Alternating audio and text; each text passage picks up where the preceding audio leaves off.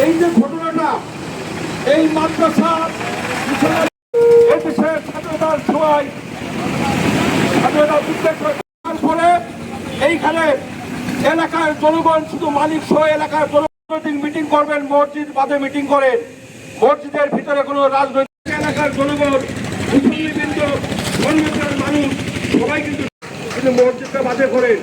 আমার কাছে আমি হয়েছে এই মসজিদটি আপনাদের সংগঠনের টাকায় তৈরি করা হয়েছে।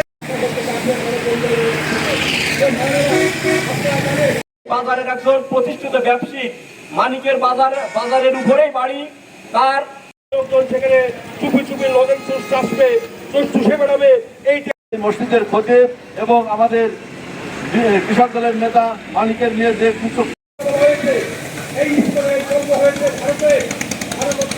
বিষয়টা ওইভাবে অনুধাবন না করে, বিষয়টি গভীরভাবে না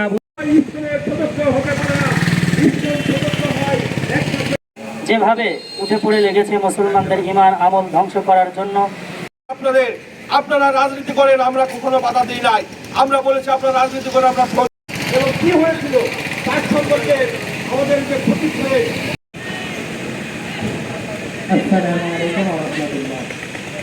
অভিনন্দন। আজকে যে উদ্দেশ্যকে কেন্দ্র করে মানববন্ধন